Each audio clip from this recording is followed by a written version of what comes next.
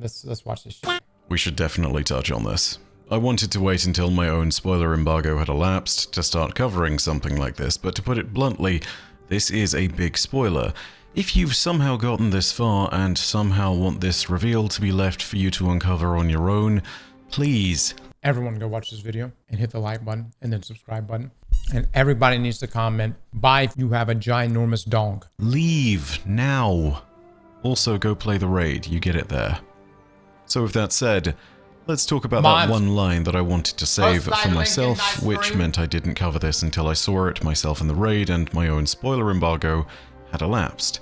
A line that confirms everything that some of us law scholars have suspected for a long, long time. Take a listen. Ooh. You fear answers. Fear the truth you claim to seek. Look beyond this dying garden, or rot in entropy. Each child we save from the game, you again force to play. You call us Winnower. We are not, but the first knife clutched in its hand. Gods forged us both, but they cannot tell the knife what shape to carve.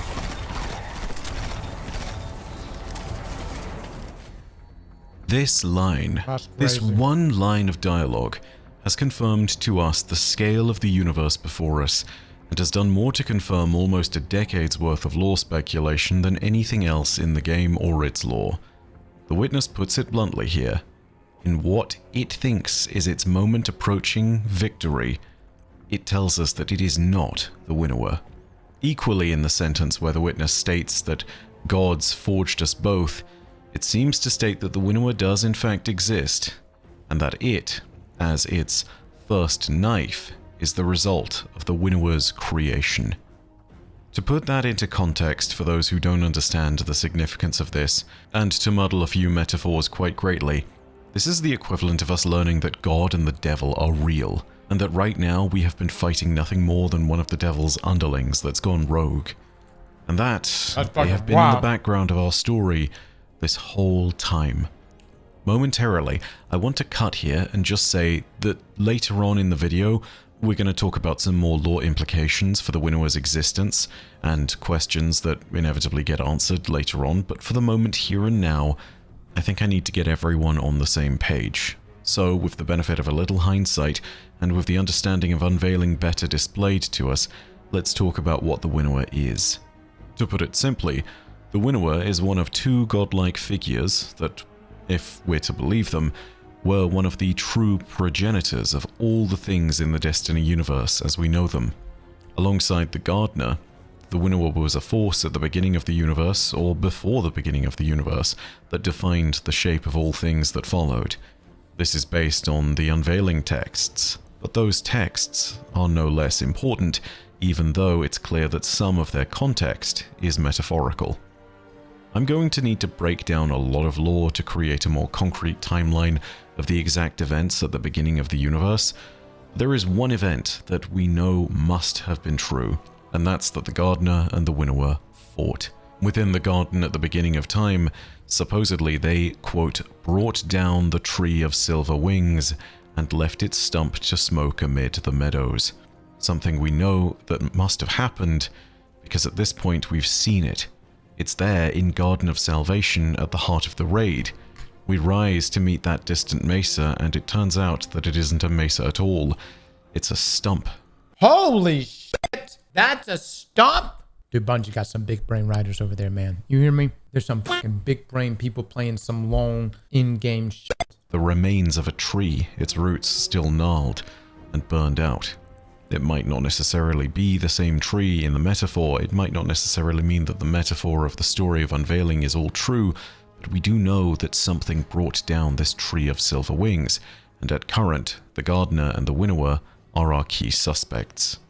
This occurred because of a It is a square. It is in fact a square. Fundamental philosophical disagreement, according to the Winnower, all the way back when they were playing something known as the Flower Game, a series of possibilities that played out in front of them in repeated patterns that always reached the same shape. The gardener desired an additional rule that allowed for complexity to exist in this flower game, and for life to exist beyond the persistent final shape that occurred within the universe that always triumphed. A shape that always followed the same pattern needed to no longer be the only victor in the gardener's eyes. There needed to be something more complex that could grow. Please do note, this final shape that I make reference to within the flower game is not the same as the final shape as the witness perceived of it. This is the final shape in more of a manner as the Hive know it, a universe where only the strongest life survives. From that disagreement, the Winnower looked down and supposedly the first knife had appeared in his hands. This is a crucial moment within the lore as it contextualizes the rise of the witness and gives us an idea of what the Winnower's response to the gardener might have been. And it also gives us an opening moment, I believe, for the entire Light and Dark saga. So let's go ahead and read from Unveiling, and read the allegory of the first knife from the first knife lore entry. It reads as follows. I looked up in shock. I said, "What? What do you mean?" "A special new rule. Something to..." The gardener threw up their hands in exasperation. "I don't know. To reward those who make space for new complexity. A power that helps those who make strength from heterodoxy. And who steer the game away from gridlock. Something to ensure there's always someone building something new. It'll have to be separate from the rest of the other rules running in parallel, so it can't be compromised. And we'll have to be very careful so it doesn't disrupt the whole game." "All you will do," I said, with rising panic, fury, "is delay the dominant pattern that will overrun the others. It is inevitable. One final shape." "No, it'll be different. Everything will be different. Everywhere you look." "Everything will be the same. Your new rule will only make great false cysts of horror full of things that should not exist, that cannot withstand existence, that will suffer and scream as their rich blisters fill with effluent and rot around them. And when they pop, they will blight the whole garden. Whatever exists because it must exist, and because it permits no other way of existence, has the absolute claim to existence. That is the only law." "No," the gardener said. "I am the growth and preservation of complexity. I will make myself into a law in the game." And thus we too became parts of the game, and the laws of the game became gnomic and open to change by our influence. And I had only one purpose and one principle in the game, and I could do nothing but continue to enact that purpose because it was all that I was and ever would be. I looked at the gardener. I looked at my hands. I discovered the first knife. Damn! Oh my God! When the witness calls itself the first knife, it is referencing Unveiling here for certain, but I think we can map this moment onto history, namely the history of the precursors, and use it to get even greater context on the creation of this terrible being of power that we would one day come to know as the Witness. We can also use it to get more context on the actions of the Winnower, I feel. I do want to say that what I'm putting forward here is purely theoretical because I'm trying to transcribe analogy and myth into real chronology with sound events, so don't take what I'm about to say as absolutely true. This is just my thoughts and interpretations. With that said, I think that the moment where the gardener and the Winnower became a part of the game is the same moment where they appeared within the universe and created great structures for themselves. I think this might have been the moment where the gardener and the Winnower created the Veil and the Traveler. Following this moment, the gardener, or rather the Traveler, was discovered by the precursor civilization, and the Traveler gave them the abundance that we've come to know from it. But the precursor people sought purpose amongst their plenty, purpose that the Traveler wasn't willing to give. And so they searched the universe for it, and eventually found the Veil, linked cosmically to the signal of the Traveler, two of a similar family. If the Winnower was within the Veil, or was in control of it, or was somehow linked to it, then it was likely the force that led the Precursor people to the original principle of combining the light and darkness by bringing the Veil and the Traveler together. The Winnower would have then been in the perfect place to create change within the Precursors after the Traveler left, and to create the conditions for their change into the Witness. The Precursors, and the Witness by extension, were his first knife. They knew who created them. And the Witness, well, it didn't care, because their purpose was made clear from the moment onwards. They knew that they would find their own way and enforce the final shape as they saw it, hence why they state that the Winnower cannot control how the first knife carves. So with that in mind, perhaps there is much more context to the beginning of the story of Destiny now, and that context has been lended to us by the slow and steady motions of the Gardener and Winnower across this great game that they play. We also have a little further reinforcing lore on this topic, which I just have to share with you all. It comes from a ship that you get from the Pale Heart destination, and that ship, what do you know, is called the First Knife. It details a conversation and discussion between Mara Sov and Ikora Rey. This discussion contemplates the role of the Witness and whether it is linked to something else further out. I think it's worth remembering that when Bungie does this, sometimes it is a red herring and sometimes it alludes to something more in the story. Keep both possibilities in mind, and let's see what they have to say. The ship's lore tab reads as follows. When I first encountered the Witness, I heard it proclaim to me, "We are the first knife." Mara's words are as thin as her hopes. She looks hollow under the helm's emergency lighting, hunched over a console, watching an ascending red line on a graph. Something about the line's inevitable upward climb had triggered her memory. They have to follow the Witness into the Traveler, and soon. It was as if the title held power, meaning, Mara says as the line ticks up again. She leans away from the console, turning to look at Ikora, who stands staring intently at the portal. She feels the same uptick in energy coming from it. Ikora nods, watching Mara's reflection.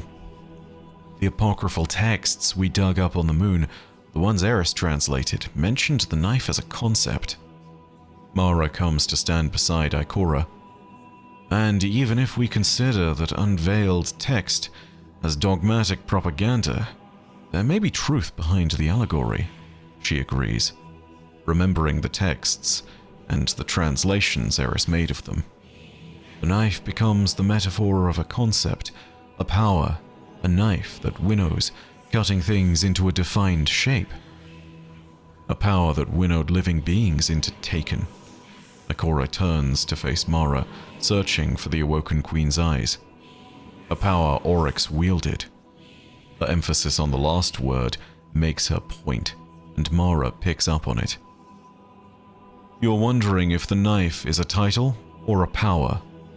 Mara deciphers Ikora's steely countenance. Did Oryx wield the power of the Witness like a knife? Ikora shifts her gaze back to the portal. The Witness is a manipulator. It distorts the truth to bend the wills of its supplicants. The allegorical fantasy told to us by the Witness paints itself as a monolithic cosmic force, but perhaps that's a shadow cast by the truth. Mara watches Ikora, sensing her ease a little. This idea has tempered Ikora's earlier anxieties over the future.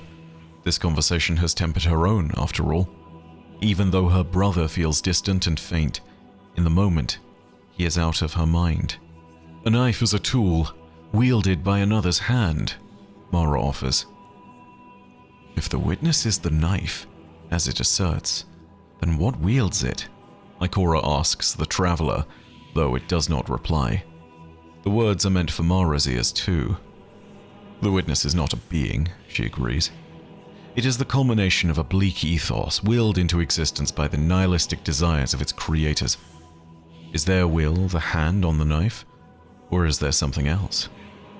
Ikora's fingers slip from the corners of revelation, and her thoughts plummet into more intimate worries and doubts. Mara sees her fall, and lets herself tumble into the same precipice, joining her in worry? I don't know. Damn, dude. That's some crazy shit, man. Oh my God, my mind is so blown right now. My mind is so blown. How can you guys, holy shit. Oh my God. This just means what we just did for the past 10 years. This is but a small little blip in the greater scheme of things, okay? Morgan Freeman is out there. He is out there. He is in fact the gardener, and we will encounter him at some point. This conversation is of note not just because it seems to double back on the idea that the Witness is not necessarily the creator of the Taken, but a wielder of them in the same way that Oryx was, thus implying that the power to do so is from a common source. Oh my God, I gotta back that up. Hold on. Witness is not necessarily the creator of the Taken, but a wielder of them in the same way that Oryx was, thus implying that the power to do so is from a common source. But it also further contextualizes the Witness's statements about it being the first knife. It also poses that last ominous question to us. Even though the Witness says it was independent of the Winnower's will, is that really true? Is it truly a knife all unto itself? Or is it a tool being wielded by another? An implement to do the bidding of one who holds it? And so that makes me wonder further. Why would the Winnower create the Witness, especially after the Witness brought about a risk to the whole of existence as we know it? As far as I can see, there is only one answer to this question. Again, it's theoretical, so don't take it as truth or treat it dogmatically, but just think of it as one possible answer to this question, the only one that I can see at the moment. I think the Winnower was trying to introduce darkness into the heart of the Traveler, and I think in this moment, if this was the goal of the Winnower, by introducing the Witness into the Pale Heart, it succeeded. It did. This might have been the play that the Winnower has been trying to enact for a long time. After all, why create something which goes against your own goals if in the process of accomplishing its own goals, yours also succeed? Bringing darkness into the heart of the Traveler and enacting its version of the final shape was something we inevitably would rise to stop. But the interface of light and dark within the Traveler is now the result of the Witness's meddling, and is the result of us entering within its pale heart as well. We might have furthered the goal of the Witness and its designs in this long, long game of existence. But what happens? Why was this done? What was the ultimate goal? Was it to change the perspective of the Gardener? Was it to change the power of the light? Was it to change the Traveler? Was it to release the echoes? Was it something that we still haven't seen? I don't know. The questions that evolve from this point will be myriad and will merit constant revision and discussion, but for the moment I think I can tell you this definitively. The Winnower isn't a myth anymore. It exists, as concrete and confirmable as the Witness was. It was the force that led to the creation of the Witness, its first knife. The flower game marches on, and the next moves made in that game will be like waves battling against the shore.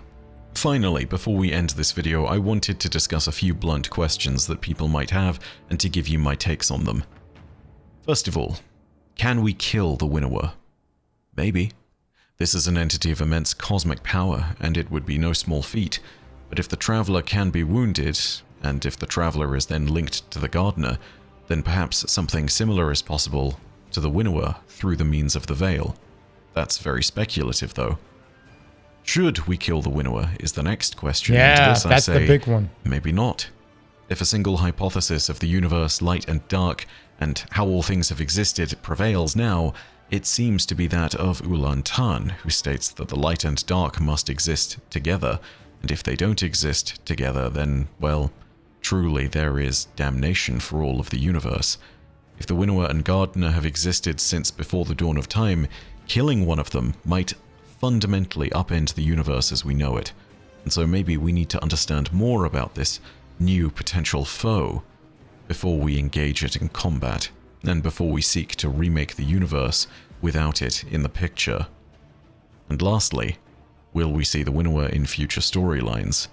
And to this I have to say undoubtedly, yes. Unlike the gardener, who is willing to stay silent and allow us to make our own complex fates, make our own purposes, and give us the gifts needed to accomplish them along the way, the Winnower has one purpose: the sword logic. That majestic shape of victory realized by the Hive. The simple idea that only the strongest thing in the universe will survive. It has no reason to be passive in this universe. It may start to see its own plans unfold. If it is to be passive, then it is to watch things continue to fulfill that purpose of dying until the universe gutters out to one thing, one perfect, majestic, final shape.